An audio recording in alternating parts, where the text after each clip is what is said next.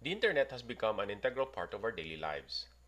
We use it for learning, we use it for work, we use it for communication with our families and friends, and at the same time, we also use it for other things. We even have smart devices at home, from AI to robotics to our smartphones and our smartwatches and other things. We are perpetually connected to the internet. Join me as we talk about how we're going to secure ourselves while we're using the internet and while we continue to be online, right here on our next episode of Genuinely Trending Tech.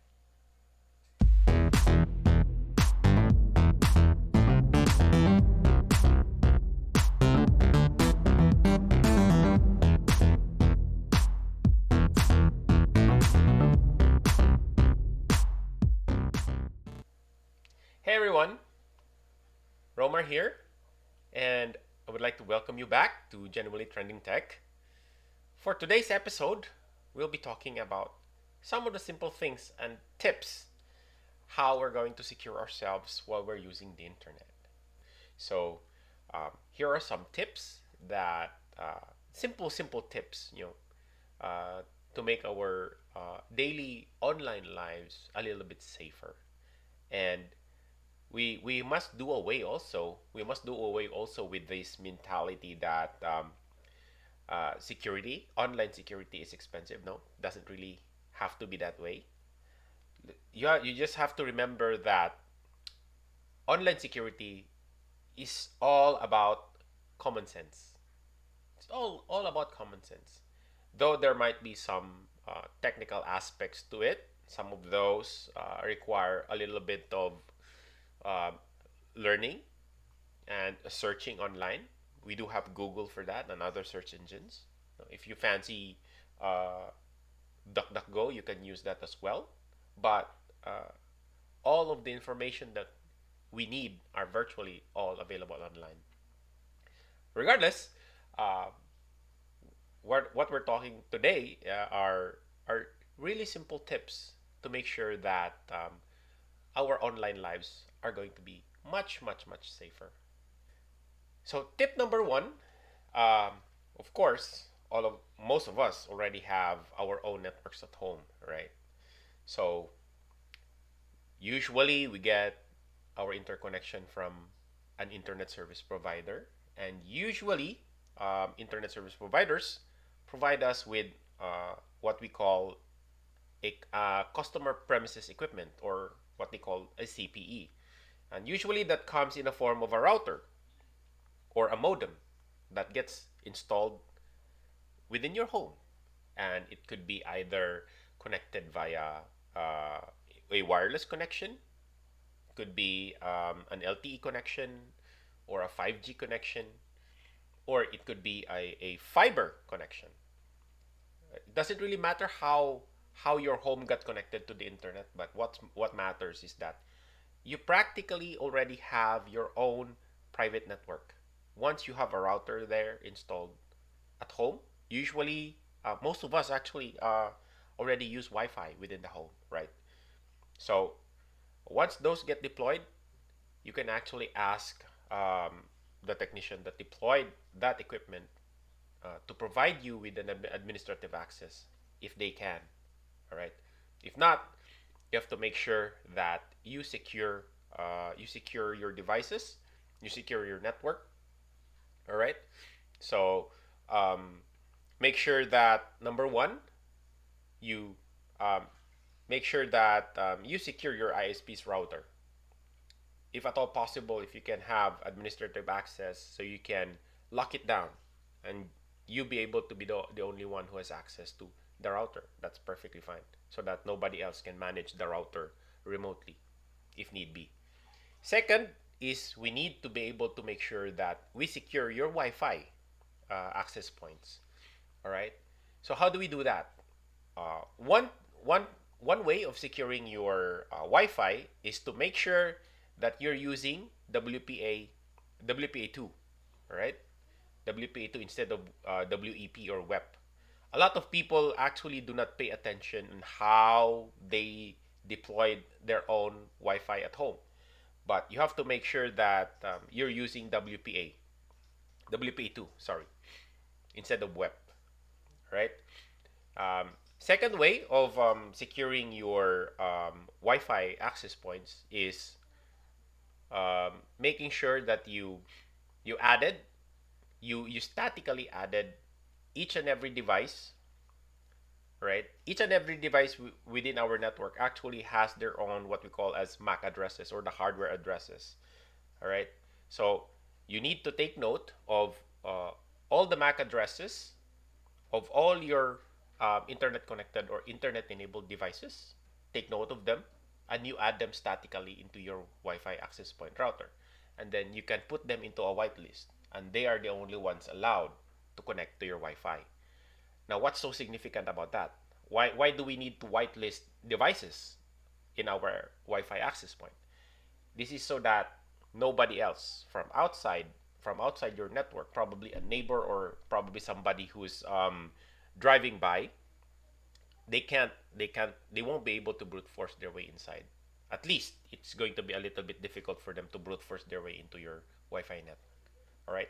So another is make sure that all of your devices are updated as well, right?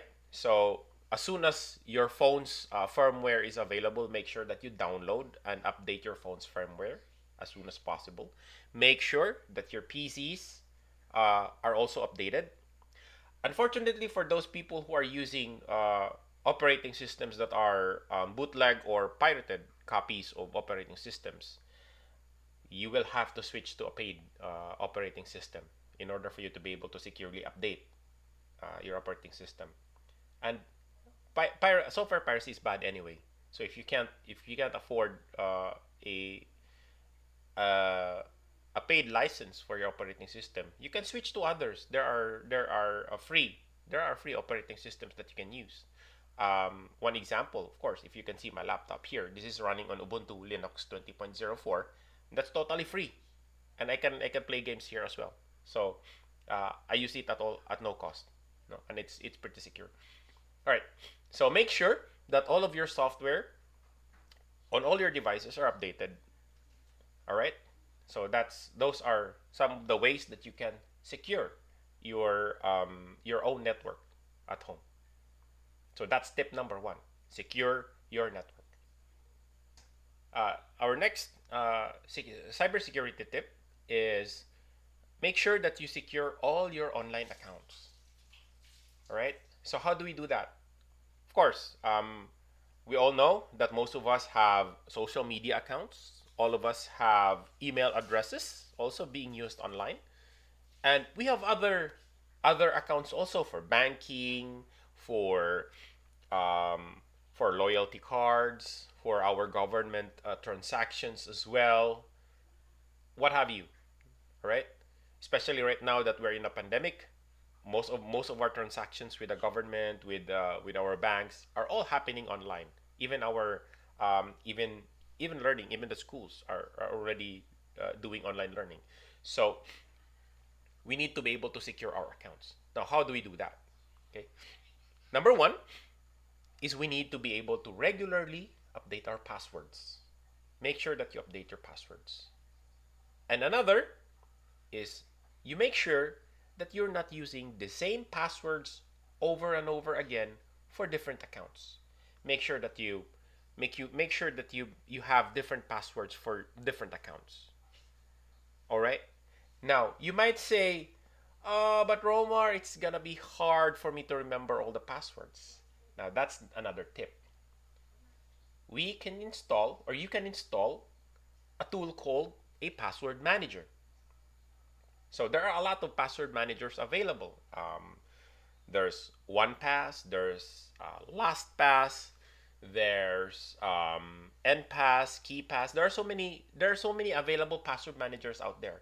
All you need to do is just do a search, right? And you can choose between paid, and you can go for free, and you can also go for open source password managers. I mean, there's a little bit of something for everyone. For any use case, you can go for anything. And even Mozilla, the maker of Firefox, actually has its own password manager called Firefox Lockwise.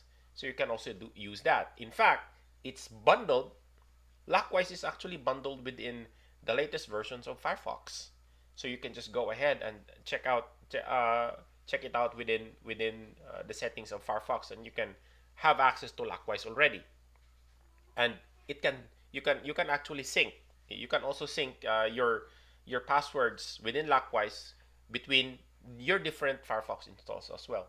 And we can actually talk about that in the next in another episode. All right.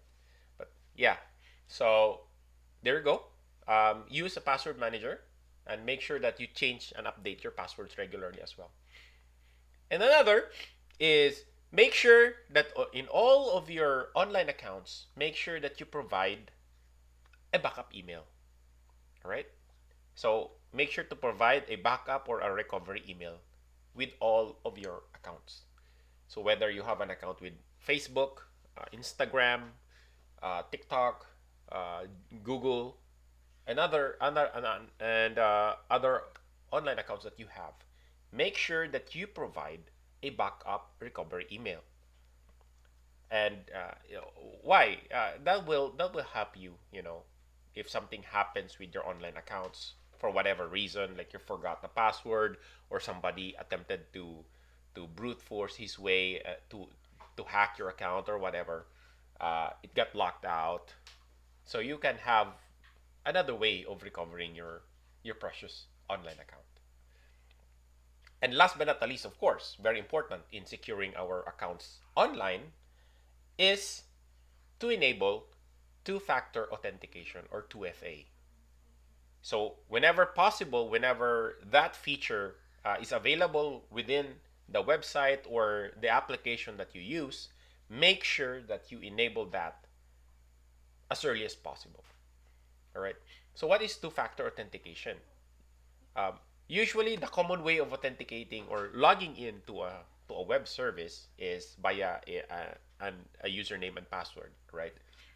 Now, uh, we all know that hackers nowadays are able to, you know, guess their way, guess their way to, the kind of password that you're using, or they could obtain your password in some other ways. Like probably you were able to visit a website that they've infected, and they were able to infect a malware on your PC or on your phone, and they drop in a software called Keylogger. So you type your password, and they get to intercept it. So that's a possibility.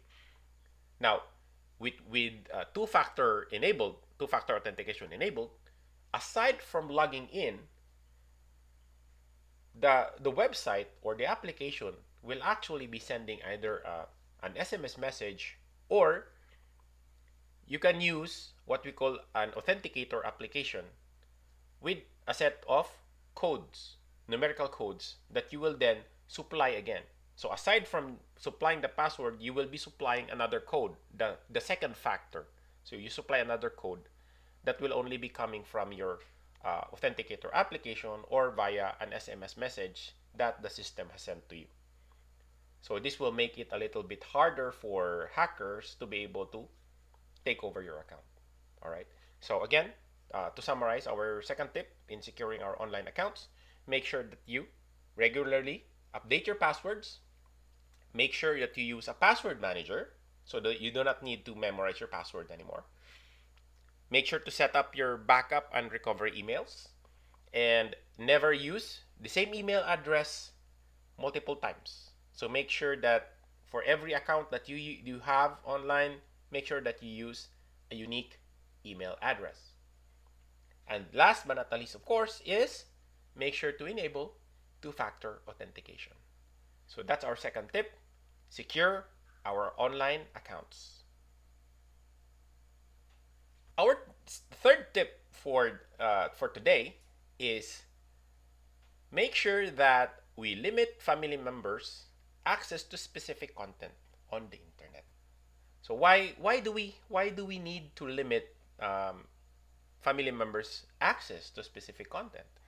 Um, this will enable us uh, to basically lower what we call as our exploitable footprint on the internet, right?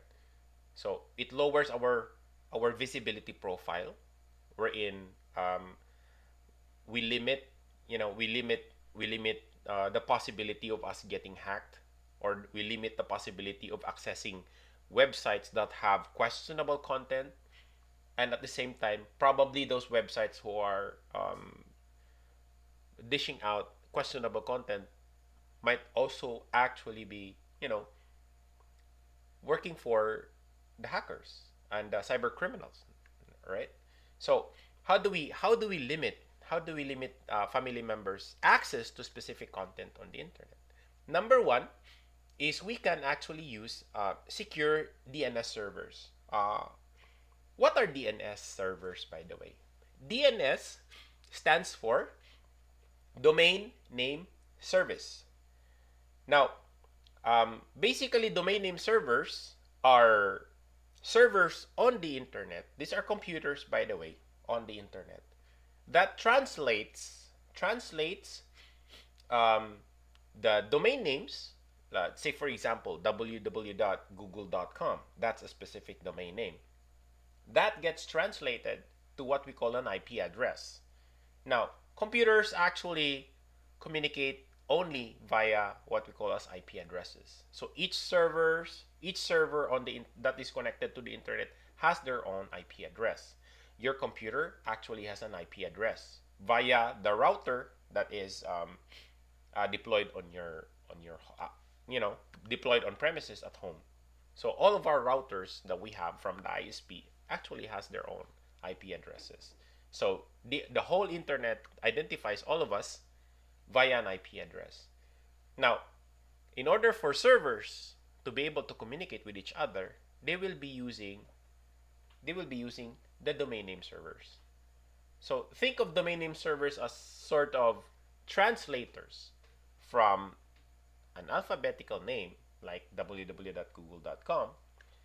Domain name servers translate them into IP addresses. So we can now access resources and documents and files wherever they are situated within the internet. Now, why do we need to use secure DNS servers? So that we will be able to avoid malicious servers that are already noted or widely known to be dishing out content on the internet that are of questionable nature. All right. So there are so many available DNS servers out there. IBM actually has their own. It's called Quad 9. So that's 4 nines, 9.9.9. There's also from Cloudflare. Cloudflare has their Quad 1 or the 1.1.1.1. So that's from Cloudflare. Uh, there's also OpenDNS. All right. Uh, and there are several others actually. There's also AHA DNS. Um, there's also AdGuard DNS. These are just some of the DNS services out there that we can readily use uh, already uh, to be able to filter out, right? To be able to filter out questionable content. How we're going to configure that, we can actually talk about that in another episode. All right. Another way for us to be able to limit family members' access to specific contents online is we make sure to have specific accounts, separate accounts, by the way, between adult users at home and children users. All right. So one example of that is YouTube. All right. Um, there's a specific section for YouTube that is for general audiences, basically for adults and everyone. And there's also YouTube for kids. So we need to make sure that uh, our children will not be using regular YouTube, but instead be using YouTube for kids. And you are also able to configure parental controls, right? Parental controls within YouTube for kids, and then you also set up different accounts for each child. All right. Now, last but not the least, and very, very important, is make sure that we are able, as parents, we make sure that we are supervising our children whenever they are accessing the internet. Um, I'm pretty sure some parents are actually just gonna hand over, smartphones to their kids and hand over tablets to their kids, and then after that, they no longer supervise their kids. Make sure that we supervise them as well, right? Make sure that we take a look at what they're browsing from time to time. Make sure that um, we supervise, and make sure that we inform them as well that this certain contents on the internet needs to be, you know, needs to be avoided. And as much as possible, we let them browse children-friendly content on the internet as well. All right. So for our fourth tip for today is make sure that you never engage with suspicious strangers online, right? So this pertains to, you know, chatting, communicating, emailing, whatever activity that you have pertaining to communications. Make sure that you never engage with suspicious characters or suspicious strangers online. So how are you going to go about it? Number one, definitely, is never reply to suspicious emails. If you did not communicate initially with that person, if if you find the email to be suspicious and quite spammy and very much unsolicited, don't engage. Never even reply. Just go ahead and delete it.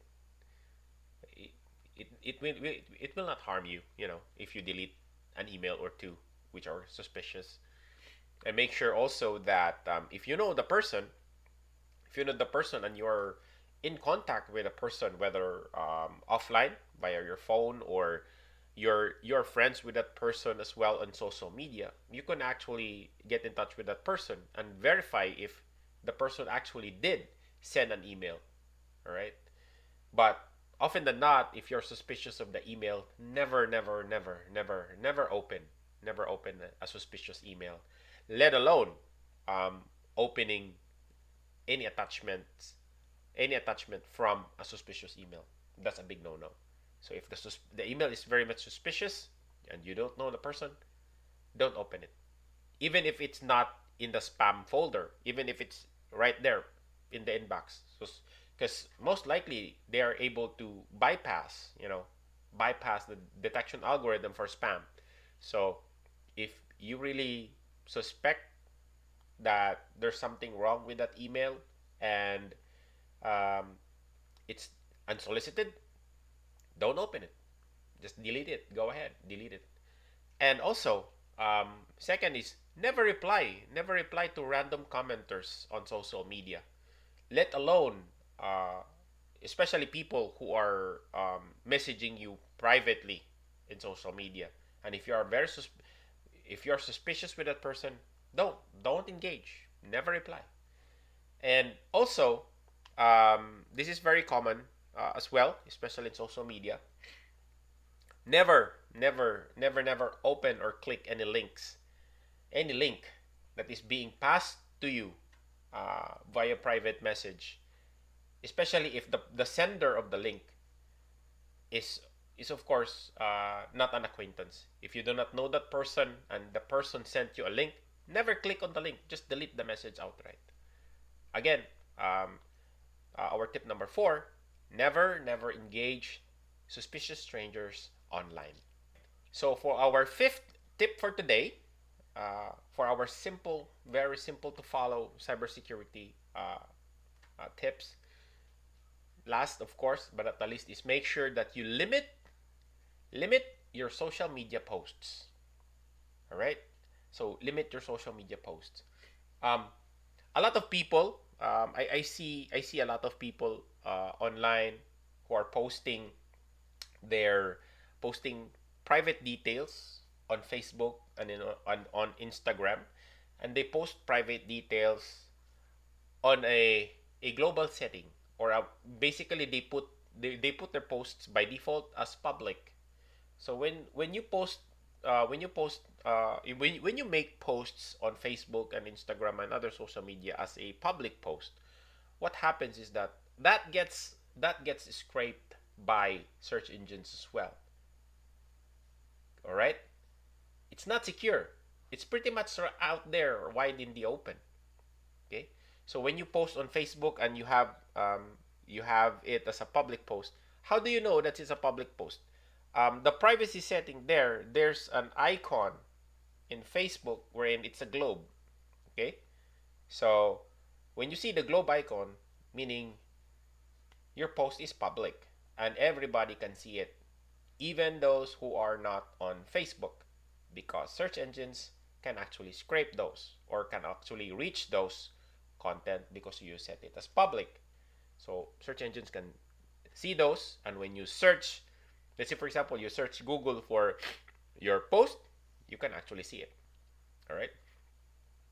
So you don't want your personal details to be out there in the world. All right. So make sure that you do not set your posts as global or public. And most importantly, never post a screenshot of your government issued IDs, your credit cards, your debit cards, and any kind of identification uh, image or picture. Just don't. Just avoid. Just don't. Because those can be utilized by cyber criminals, in gathering information about yourself. All right. And never announce or document your every move. All right.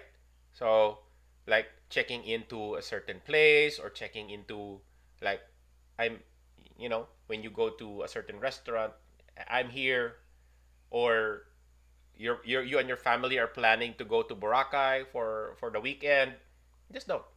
Just don't. Just don't announce it. All right.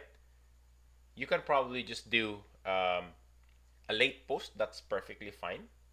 A late post is actually a good way of you know letting your friends know that you were able to go on a vacation or go somewhere, but at least it's not current. All right. So that's our tip number 5 for you. Limit your social media posts.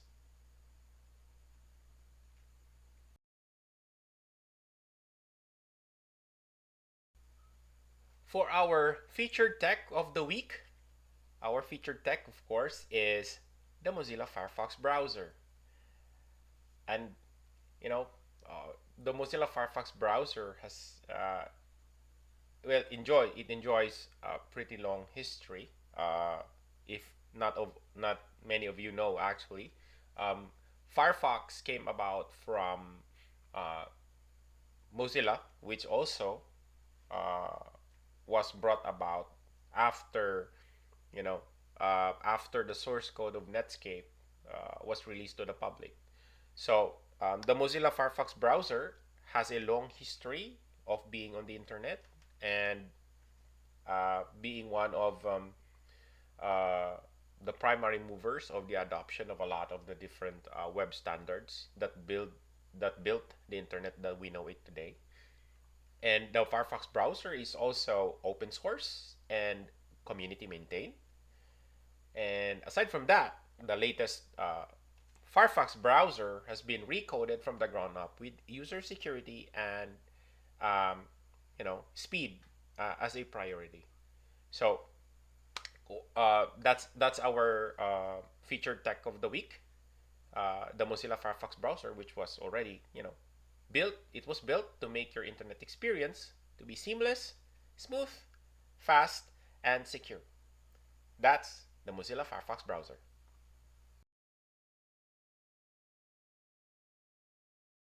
As we continue to use the internet, whether for learning or communication or work or recreation, it always pays to be conscientious and wary that as we continue to use the internet, it is not a safe place, but we can always make it a little bit safer day by day. Join us next time as we explore and look for more genuinely trending tech.